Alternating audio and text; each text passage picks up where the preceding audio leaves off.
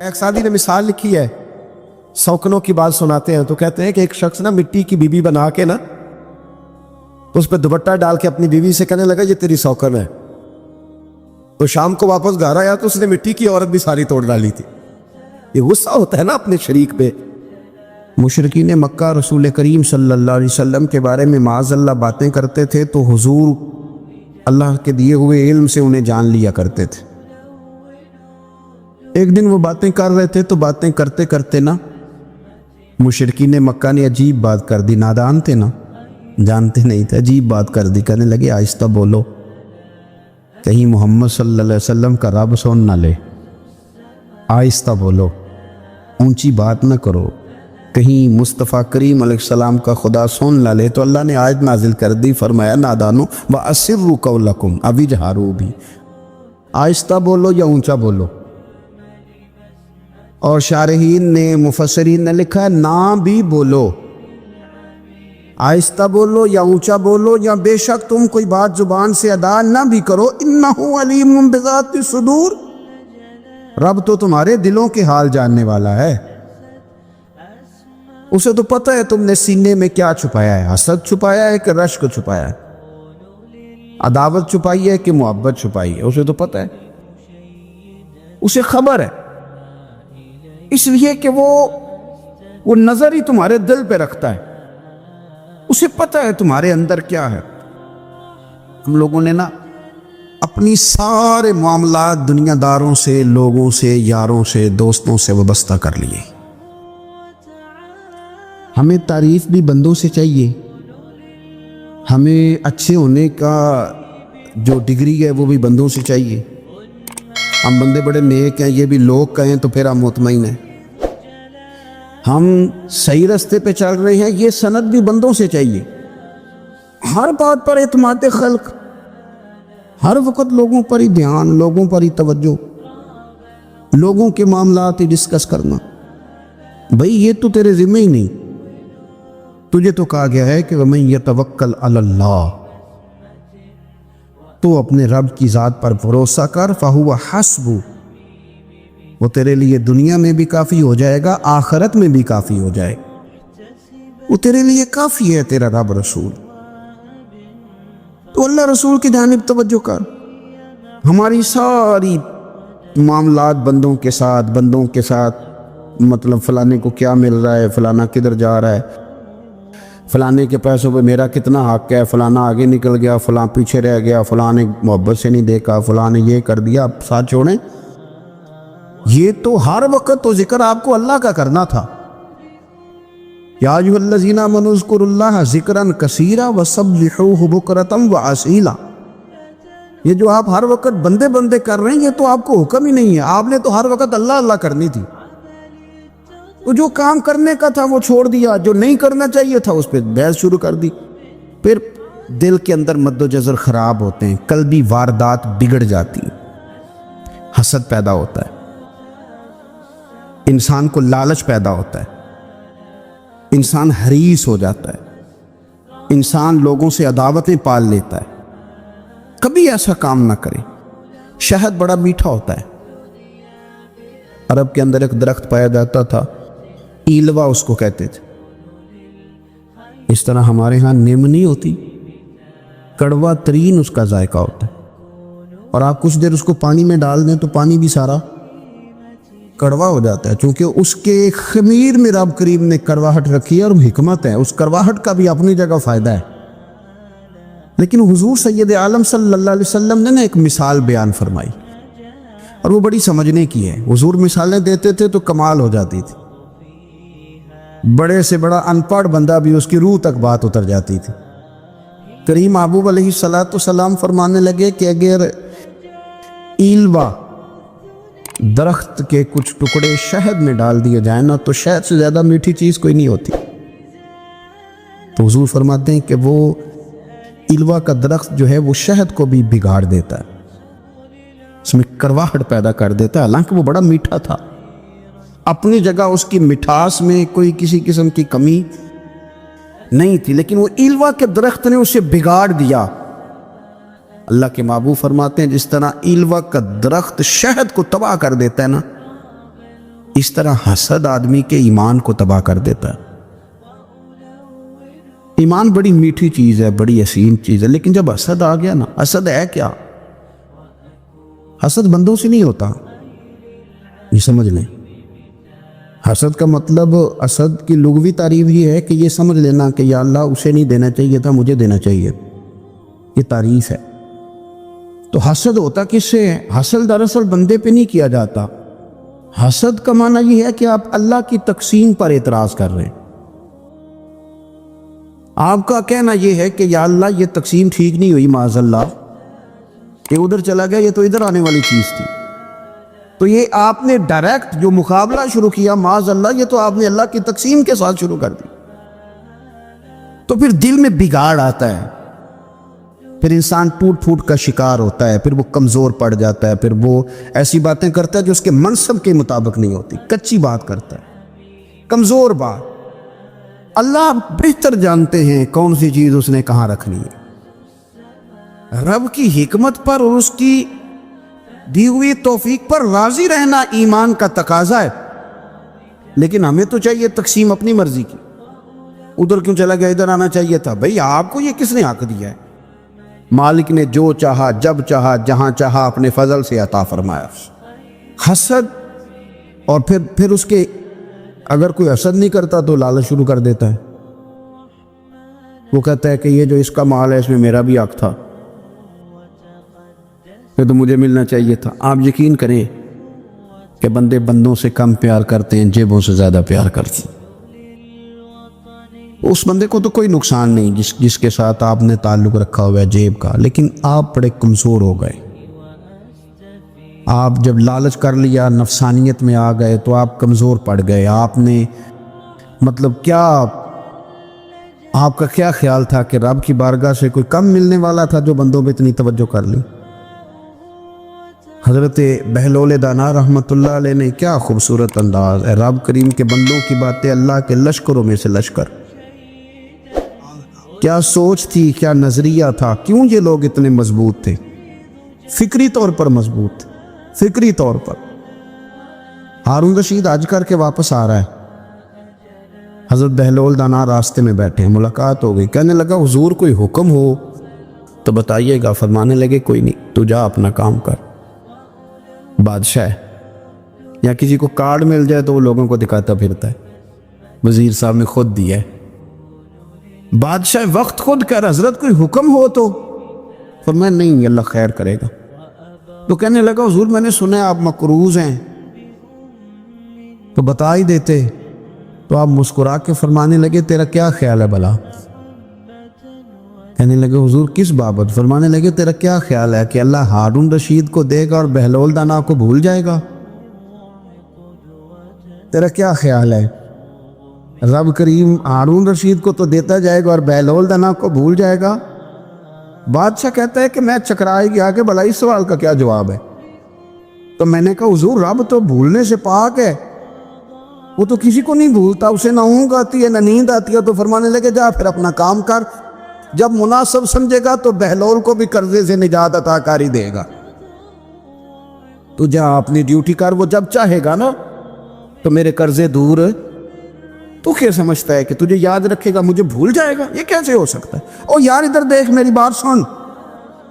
او بھائی، وہ تیرا میرا رب ہے، یہ ہو سکتا ہے کہ امیروں کو دے دے اور تیرے جیسے میرے جیسے غریبوں کو وہ بھول جائے؟ یہ ہو سکتا ہے؟ تو کیوں لوگوں کی جیبوں پہ توجہ، لوگوں کی جیبوں پہ نظریں، فلانے کے پاس آ گیا تو میں رہ گیا، مطلب کس لیے؟ ہمارا رب کسی کو بھولتا نہیں ہے، کسی شخص کو وہ میرا مالک اپنے فضل سے نظر انداز نہیں کرتا، وہ سب کو نوازتا ہے، لیکن اس کی حکمت کے تقاضوں کا انتظار کرنا مسلمان کی شان ہے۔ کبھی کسی حسد میں کبھی کرنا ہو تو رشک کریں، مزہ آئے گا۔ اور یہ رشک کرنے کا رشک کا معنی کیا ہے؟ حسد کا معنی ہے یا اللہ اسے نہیں دینا چاہیے تھا، مجھے دینا چاہیے تھا، اور رشک کا معنی یا اللہ تو نے دیا ہے، کیا بات ہے، اسے دیا تو کیا بات، اگر تو نے دیا تو مالک جچا بھی ہے، اگر تو نے دیا ہے تو نظر بھی آیا ہے، اگر تو نے دیا ہے تو پھر کیا بات ہے، کمال ہو گئی، وہ نظر آ رہا۔ اور یا اللہ اسے دیا ہے تو میں بھی تیرا بندہ ہوں، اسے بھی اور دے اور مجھے بھی عطا فرما۔ یہ رشک ہے، رشک کا نا حضور نے حکم دیا ہے، نبی پاک نے رشک کا۔ ہمارا یہ مسئلہ ہے کہ ہم نا جو کرنے والا کام ہے وہ نہیں کرتے، رشک کریں۔ بخاری مسلم میں حدیث ہے، نبی پاک صلی اللہ علیہ وسلم نے فرمایا 2 بندوں پر رشک کرو۔ کہو کیا بات، رشک کرو 2 بندوں۔ یا رسول اللہ کون کون سے؟ فرمایا ایک وہ مالدار جسے اللہ دولت دے اور وہ صبح بھی رب کے رستے میں خیرات کرے اور شام بھی رب کے رستے میں خیرات کرے، یہ قابل رشک ہے۔ کہو تیری کیا بات ہے بھائی، کیا تجھے اللہ نے نوازا ہے، اور اس پر رشک کرو، کوئی اللہ اسے اور دے تاکہ یہ تیرے بندوں پہ اور احسار کرے اور تیرے بندوں پہ سخاوت کرے، اور اللہ اس کے فعل تصدق ہمیں بھی عطا فرما۔ اور حضور فرماتے ہیں ایک مالدار پر جو صبح و شام سخاوت کرے، اور ایک اس عالم پر جسے اللہ قرآن کا علم دے، وہ صبح بھی لوگوں کو قرآن مجید کے ترجمے تفسیریں قرآن کے درس سکھائے، اور شام بھی لوگوں کو قرآن مجید کے درس عطا فرمائے۔ اس پر رشک کرو، کہو کیا بات ہے یار تیری، تجھے اللہ نے کتنا نوازا۔ قابل رشک لوگوں پر رشک کرو، ان کی تعریف کرو، ان کے لیے اچھے کلمات ادا کرو۔ معاشرے میں حسد پرموٹ ہوا ہے، اگر کبھی رشک پرموٹ ہوتا نا تو عزتیں بڑھ جاتی، محبتیں بڑھ جاتی، خلوص میں اضافہ ہوتا، لوگ ایک دوسرے کے قریب آتے۔ ہم نے کسی فضیلت والے کی فضیلت کو تسلیم کرنے سے انکار کر دیا، ہم نے کسی بڑائی والے کی بڑائی کو تسلیم کرنے سے انکار کر دیا، ہم نے حسد کیا، ہم نے لالچ کیا، ہم حریص ہوئے۔ اس کا نقصان یہ ہوا کہ لوگ ایک دوسرے کے پاس رہتے ہوئے پاس نہیں رہتے، ایک دوسرے کے ساتھ وقت گزار رہے ہوتے ہیں لیکن ان کے بارے میں رویے ان کے سخت ہوتے، لب و لہجہ تلخ ہوتا ہے۔ جب وہ کسی کے بارے میں بے لاگ تبصرہ پوچھا جائے تو غلط باتیں کرتے۔ رشک کریں، دیکھیں نا حضرت ابو بکر صدیق رضی اللہ، حضرت عمر فاروق رضی اللہ، ساری زندگی دوڑ لگی رہی۔ حضرت عمر کہتے ہیں میں نے ساری زندگی دوڑ لگائی ہے کہ ابو بکر سے آگے گزر جائے، لیکن یہ دوڑ حسد والی نہیں، یہ رشک والی۔ فرماتے میرا دل کرتا تھا کہ میں نیکیوں میں ابو بکر سے آگے گزرتا ہوں، حضور کے عشق میں ابو بکر سے آگے گزر جاؤں، نبی پاک علیہ السلام کی اولاد کی محبت میں ابو بکر سے آگے گزر جاؤں، میں نا خیر کے کاموں میں آگے گزروں۔ کہتے میرا ساری زندگی رشک کا رشتہ رہا، یہ رشتہ شاندار ہے، اس پر عمل کریں، اس پر توجہ کریں، بجائے اس کے کہ یہ کہنا کہ استاد جی کا فلانے سے زیادہ پیار ہے۔ پیار کی وجوہات تلاش کر، مرشد فلانے پہ نظر رکھتے ہیں تو میرے بھائی وہ نوٹوں کی وجہ سے نظر نہیں رکھتے، تو وجہ تو تلاش کرنا، وجہ کیا ہے؟ تو اپنے آپ کو اس طرح کا بنا، تو اس طرح کی کیفیات پیدا کر اپنے اندر۔ ہم کیا کرتے ہیں کہ رشک کرنے کی بجائے حسد کرتے ہیں۔ حسد نہیں کریں، اپنے آپ کو سنواریں، وہ رشک کی وجہ سے آپ سنوار سکتے ہیں۔ نبی پاک علیہ السلام کی پیاری زوجہ ام المومنین سیدہ عائشہ صدیقہ، بڑی شان ہے اس خاتون، بڑی عظمت ہے ان راہوں کے صدقے جن رستوں سے سیدہ پاک کی سواریاں گزرا کرتی۔ کیا درجہ اللہ نے دیا ہے سیدہ عائشہ صدیقہ کو، کہتی ہیں حضور کا وصال میری گود میں ہوا ہے۔ اور مولا علی شیر خدا فرماتے ہیں میں نے حضور کو سب سے زیادہ عائشہ صدیقہ سے پیار کرتے ہوئے دیکھا، اور عائشہ صدیقہ رضی اللہ تعالیٰ عنہ فرماتی ہیں میں نے حضور کو سب سے زیادہ فاطمہ الزہرا سے پیار کرتے تھے۔ یہ الگ ماحول ہے ان کا آپس میں۔ تو حضرت عائشہ صدیقہ اتنا بڑا مقام، لیکن وہ فرماتی ہیں میں نے ساری زندگی سیدہ خدیجۃ الکبریٰ پہ رشک کیا۔ میں نے کہا کیا بات تھی اس خاتون کی جو وصال کر گئیں، لیکن شاید کو دن خالی جاتا ہو کہ مدینے والے ان کی وفاؤں کا ذکر نہ کریں، شاید کوئی خالی دن جاتا۔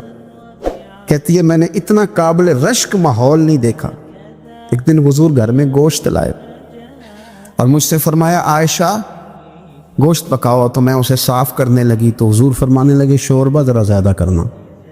میں نے عرض کی حضور کیا کچھ مہمان آئیں گے گھر میں؟ تو فرمایا نہیں عائشہ، مدینہ منورہ میں نا مجھے پتہ چلا ہے خدیجہ الکبریٰ کی کچھ سہیلیاں آئی ہیں، تو شوربہ بنا، میں انہیں پہنچاؤں گا، خدیجہ کی سہیلیوں کو شوربہ زیادہ پکا ذرا۔ حضرت عائشہ صدیقہ کہتی ہے میں نے بڑے نرم لب و لہجے میں بڑی بنا سوار کے مسجع مکفّع چن کے جملے بات کی۔ میں نے عرض کی حضور سنا ہے وہ آپ سے 15 سال عمر میں بڑی تھی، نکاح بھی پہلے ہو چکا تھا، اور بتاتے ہیں لوگ کہ بظاہر کوئی حسن و جمال بھی اس ماحول کا نہیں تھا۔ حضور اللہ نے آپ کو جوان اور خوبصورت بیویاں دی ہیں، پر میں جب بھی سنتی ہوں جناب خدیجہ کا ذکر ہی سنتی ہوں۔ میں نے رشک کے انداز میں کہا، کہتی میں بات کیا کہ خاموش ہو گئی۔ اب جب میں نے نظر اٹھا کے دیکھا تو حضور کی آنکھوں میں آنسو، نبی پاک صلی اللہ علیہ وسلم کا یہ انداز دیکھا تو میں نے کہا حضور میں رب رسول کی بارگاہ میں توبہ کرتے، اب تو رو دیے۔ تو حضور فرمانے لگے عائشہ یہاں جو بھی آیا ہے نا وہ سکھوں اور آسانیوں کے دنوں میں آیا ہے، اور خدیجہ میری ان دنوں کی ساتھی تھی جو میرے تکلیف کے دن تھے، میری آزمائشوں کی، میری پریشانیوں کی میری ساتھی تھی۔ جب لوگ مجھے تکلیف دیتے تھے میں گھر جاتا تھا تو مجھے کہتی تھی حضور آپ تو صلہ رحمی کرتے ہیں، غریبوں کا بوجھ اٹھاتے ہیں، آپ تو لوگوں کے ساتھ محبت سے پیش آتے ہیں، حضور آپ پریشان نہ ہو، آپ کا رب آپ کو ہمیشہ عزت ہی عطا فرمائے گا۔ فرمایا وہ میری تکلیفوں کی اسے کیسے؟ میرے بھائی رشک کیا لوگوں نے ایک دوسرے پر، حسد نہیں کیا۔ ہم تو نا جی اپنی مرضی کے فیصلے کرتے کرتے پیچھے رہ گئے۔ اس سال میرے گاؤں کے میلے کی بھیڑ میں جو گم ہوا وہ ایک بھکارن کا لال تھا، اس غریب کو تلاش تھی متاع خلوص کی، اور مخلوق چپ رہی کہ یہ مشکل سوال تھا۔ پھر کوئی شخص ایسا بچا ہی نہیں جس سے لوگ امید کریں، توقع کریں کہ مجھے یہ اپنا کندھا دے گا میں سر رکھ کے رو لوں گا۔ کوئی ایک ایسا شخص ملا ہی نہیں جس کے بارے میں لوگ کہیں کہ بڑا مخلص ہے یار۔ اتنی بڑی میرے محبوب کی امت، ہر حکومت غلط، ہر شخص غلط، ہر بندہ برا، ہر جماعت بری، اللہ کی رضا کے لیے کچھ لوگوں کے لیے فروغ محبت کا بھی فریضہ سر انجام دے۔ کیسے لوگوں کو یہ بات سمجھائی جائے؟ حضرت ابو ادریس خولانی رضی اللہ تعالیٰ عنہ تابعی ہیں، حافظ منذری نے الترغیب و ترہیب میں لکھا ہے، فرماتے ہیں کہ حضرت ابو ادریس خولانی کہ میں دمشق کی جامع مسجد میں گیا تو میں نے ایک چمکدار چہرے والا، سیاہ داڑھی والا، چمکتے دانتوں والا خوبصورت نوجوان نبی پاک کی حدیثیں بیان کرتا دیکھا۔ اس کے چاروں جانب حضور کے غلام بیٹھے تھے۔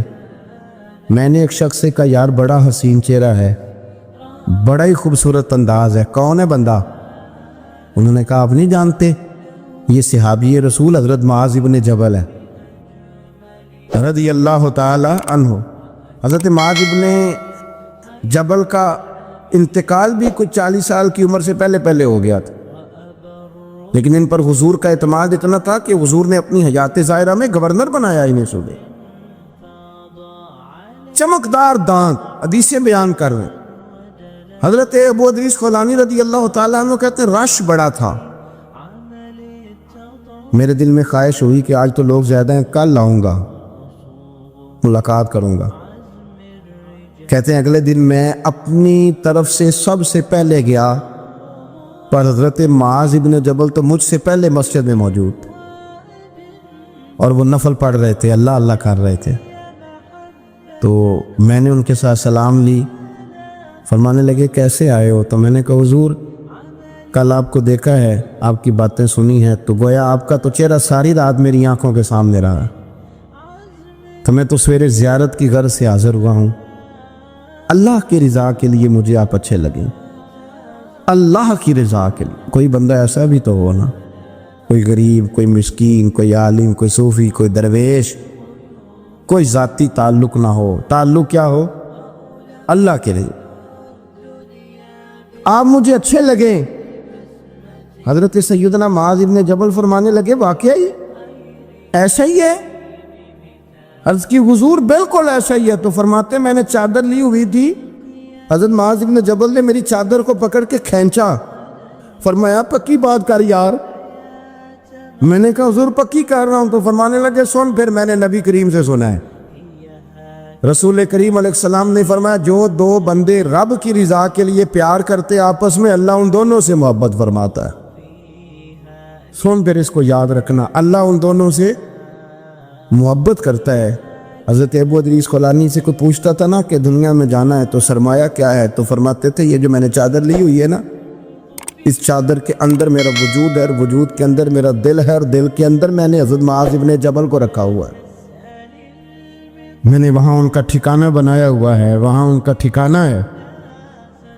یہ دور نکتہ چی ہے، کہیں چھپ کے بیٹھ جا، اور جس دل میں تو مکی ہے وہیں چھپ کے بیٹھ جا۔ اقبال کہتے ہیں جس دل میں تو مکی ہے وہیں چھپ کے بیٹھ جا۔ دوستو، رسول اللہ صلی اللہ علیہ وسلم کے غلاموں نے مالک کی رضا کے لیے لوگوں سے پیار، فروغ محبت میں کردار ادا کی، اور بہترین کردار۔ آپ اپنی زندگی میں کچھ چیزیں ایسی بنائیں جن میں فقط اللہ کی رضا کے لیے محبت، خالق کی رضا کے لیے پیار، خالق کی رضا۔ آپ یقین کریں اگر تھوڑا تھوڑا کر کے ہم اس محبت کو فروغ دیں نا اپنے دلوں میں، تو بہت سارے بادل چھٹیں گے۔ ہم نے نا وہ تیزی سے دولت کو، لالچ کو، میں اکثر کہتا ہوں کہ میاں بیوی کا جو رشتہ ہوتا ہے نا، اس کو اللہ پاک نے نا قرآن پاک میں اپنی نشانیوں میں سے ایک نشانی قرار دیا ہے۔ ان دونوں کی وجہ سے گھر چلنا ہے، بچوں کی پرورش ہونی ہے، نظام زندگی۔ آپ گھر سکون کے لیے جاتے ہیں، اطمینان کے لیے۔ آپ اپنے گھر کے اندر جیسے بھی ہوں، آپ کہتے ہیں یہاں مجھے کوئی پریشانی، یا میرا اپنا بیڈ ہے، اپنا بستر ہے۔ لیکن اگر اسی رشتے میں جب آپ بیج بوئیں تو سب سے پہلے دولت کا بوئیں۔ اگر لڑکے والے یہ لالچ کرتے ہیں نا لڑکی کیا لے کے آئے گی، تو لڑکی والوں کا بھی لالچ ہوتا ہے کہ لڑکا کماتا کیا ہے، ان کو بھی پتہ ہوتا ہے کہ کتنے پیسے لاتا ہے، کیا کمائی ہے، کتنا کچھ جھاڑو پھیر لیتا ہے۔ آپ نے جب بنیاد یہ رکھی، مجھے دیانتداری سے بتانا کہ پورا نیک ہو، پورا شریف ہو، پورا پرہیزگار ہو، لیکن دولت صحیح نہ کماتا ہو تو رشتہ آسانی سے ہو جاتا ہے۔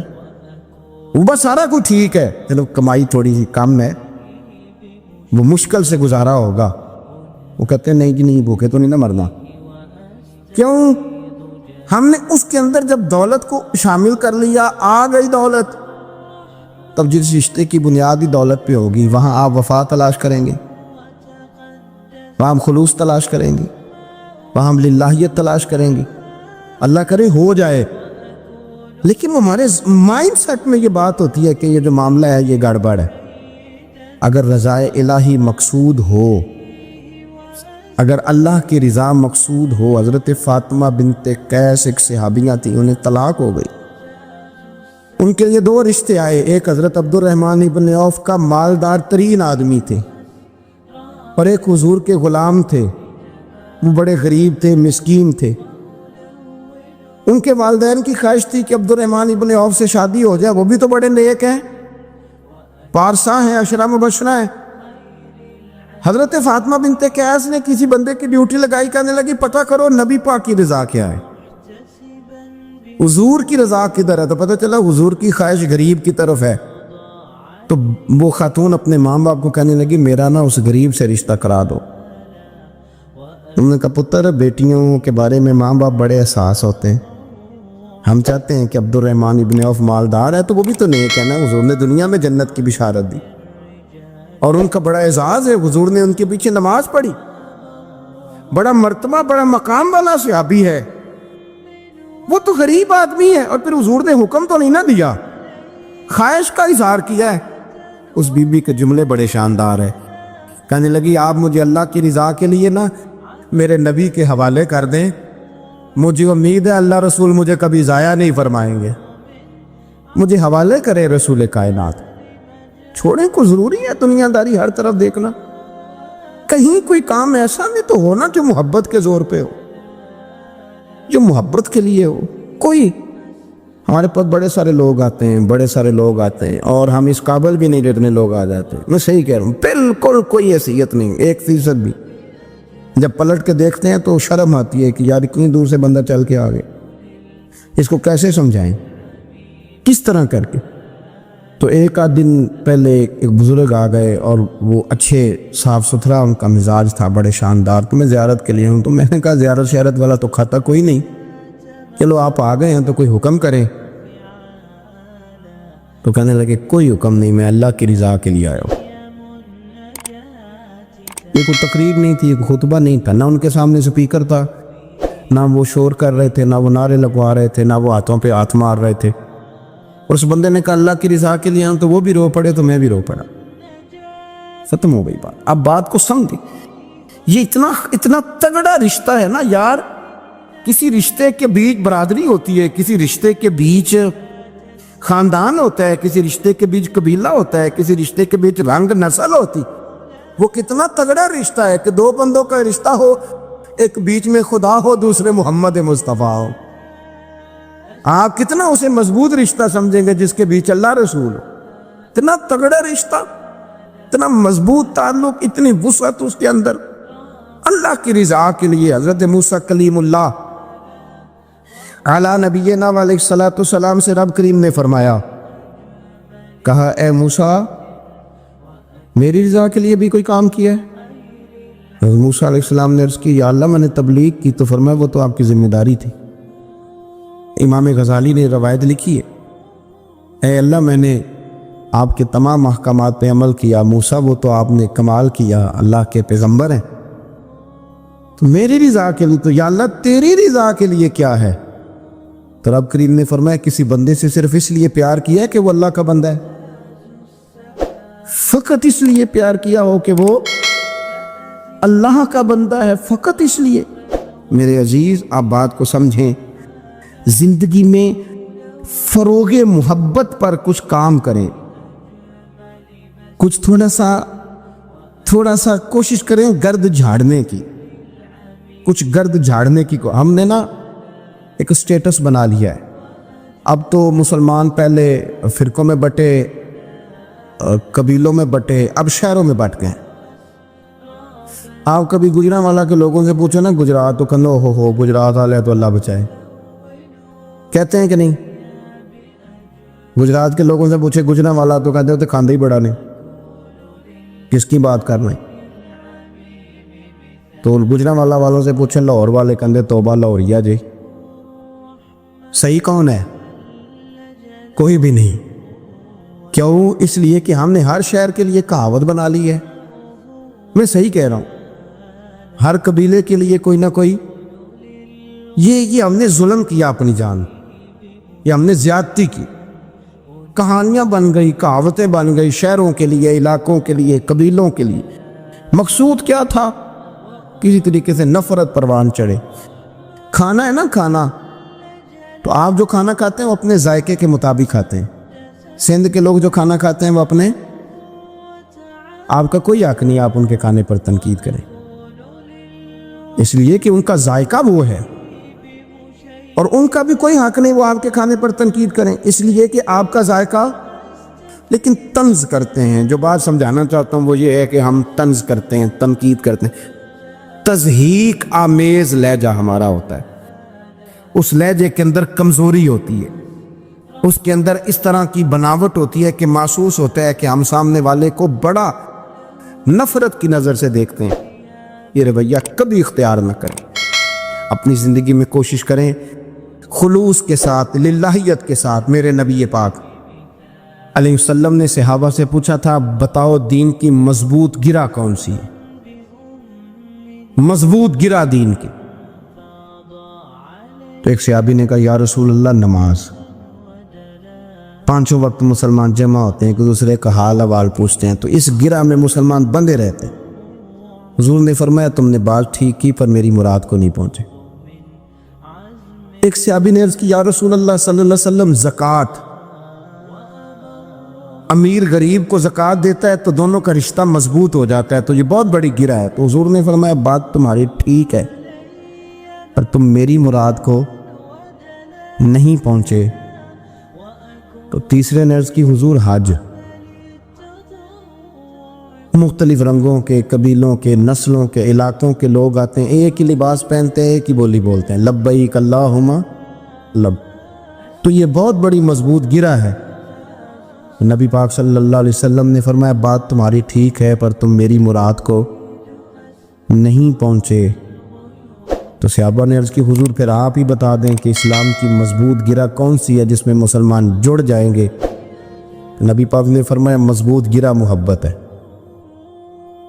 اللہ کی رضا کے لیے پیار کرو، لوگوں سے پیار کرو. کوئی بندہ پھر تمہیں تلخ بھی ملے گا نا تو تم چونکہ اس کے لیے نہیں کر رہے، اللہ کے لیے کر رہے، تو پھر تمہارے لیے سہنا بھی آسان ہو جائے گا، دیکھنا اور پرکھنا بھی آسان ہو جائے گا. رضائے الہی کی خاطر لوگوں کا پیار.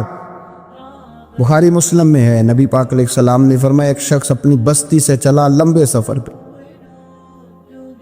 دوسری بستی جانے کے لیے، تو رستے میں فرشتہ ملا انسانی شکل میں. اس نے پوچھا کہاں جا رہے ہو؟ اس نے کہا اپنے بھائی سے ملنے جا رہا ہوں. فرشتہ پوچھنے لگا اس کا کوئی احسان ہے تمہارے اوپر، کوئی لین دین ہے؟ اس نے کہا نہیں. تو کہا پھر کیوں اتنا لمبا سفر کر رہے ہو؟ تو کہنے لگا یار میں اللہ کی رضا کے لیے اس سے پیار کرتا ہوں، اللہ کی رضا کے لیے، تو اس لیے جا رہا ہوں.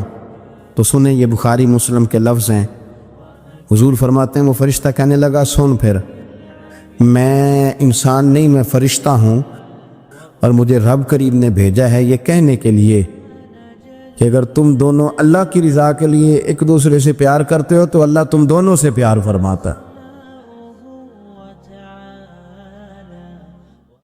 اگر آپ کو یہ ویڈیو پسند آئے تو ہمارے چینل محفل ذکر کو لائک اور سبسکرائب ضرور کریں. شکریہ.